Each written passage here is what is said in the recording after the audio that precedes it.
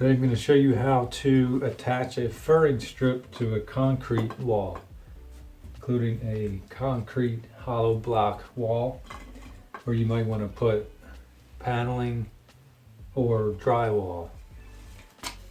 And for that, you would put a furring strip like this. If you're not going to frame it with a 2x4 framed wall, you can put the furring strip, attach it first with concrete screws, like these Tapcon concrete screws. And then once the furring strips are up on the wall, then you can use drywall screws, regular drywall screws, to put the drywall up on the furring strips. What you'll need to do is get your furring strips, and what I do is I pre-drill them, and I use a countersink bit just to get a beveled inside edge for each hole, so that the screws are flush, because you'll put the drywall up against the furring strips. You have to be careful when you're tightening screws on the concrete, because you can easily strip the hole and then it'll just keep spinning forever and it won't hold up the furring strip or whatever you're putting on your concrete wall. So you can use a power driver, but you have to stop as soon as it gets tight. As soon as it stops, you can't over tighten it or else it'll strip the hole. You may even want to go back and then tighten each of the screws at the end with a screwdriver. What you'll do is you'll have your pre-drilled holes, and then you can take your hammer drill with a masonry bit.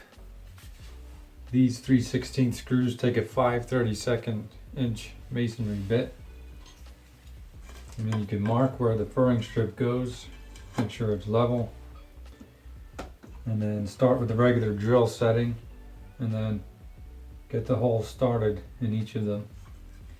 Then you can remove your furring strip and then go back with the hammer setting, and make sure all of the holes are deep enough, deeper than the screw with hollow block that'll be basically punching all the way through, unless you're at the center. And you want to, if you are, you want to make sure it's longer than the screw. And then you'll blow out all the dust, put the furring strip up, and then drive your screws in. The tools you'll need are a hammer drill of some kind. This is a Milwaukee M2 cordless hammer drill. It goes in pretty easily in something like hollow block, but takes a little longer in solid concrete, but it'll get the job done. And then masonry bits.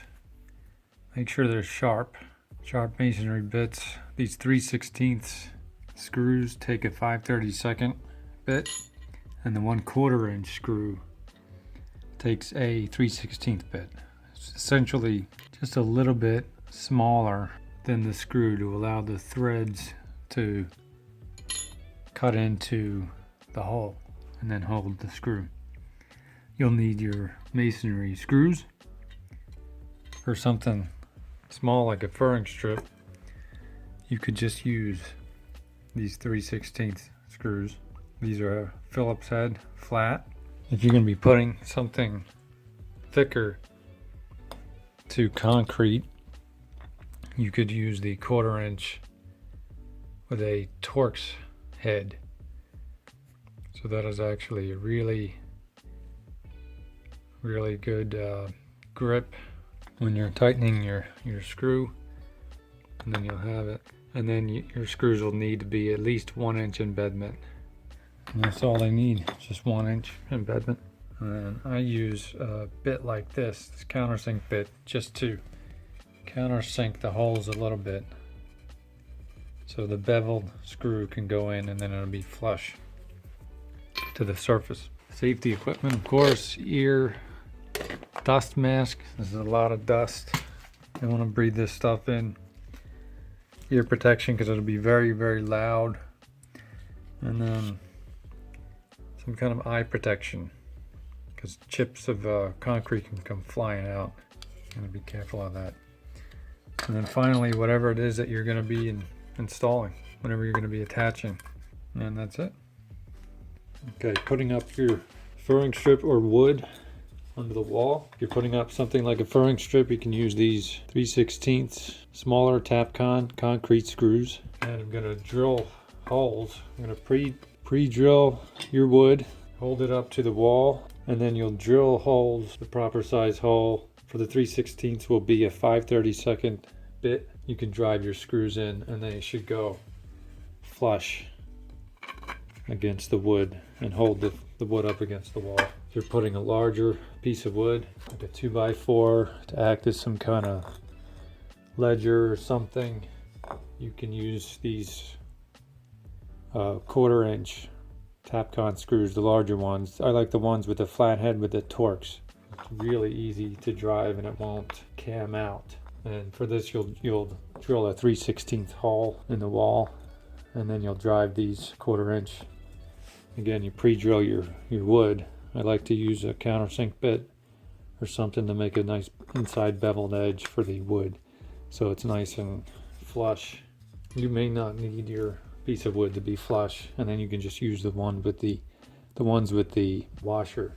If you're going to use a larger piece of wood, like a 2x6 or 2x8, as some kind of ledger that people are going to walk on, I would use some kind of something like a wedge anchor. And what that does is something like this. You get it in the wall, and then you'll take the nut for this particular one and you just tighten the nut. Some just have a washer on a nut that comes off. This particular one, you just tighten the nut, and then this would expand into the hole, and then that'll be much stronger. This is the largest sized Tapcons that I have, but they make larger ones up to at least a 1/2 inch, maybe even 3/4. Very large ones that you can use. But right now I'm going to attach this furring strip, my Milwaukee M2. First on the drill setting and then the hammer setting. Drilling into hollow block is actually pretty soft.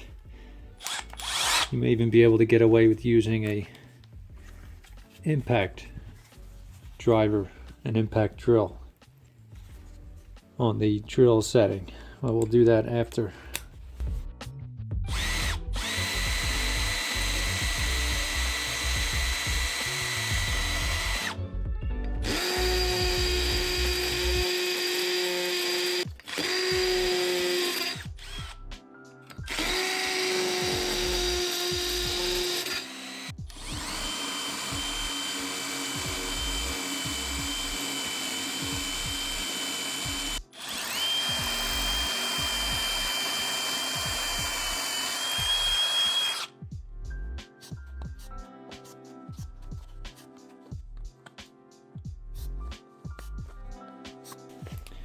Now you can take your wood and put it back up to the wall and then drive your screws in.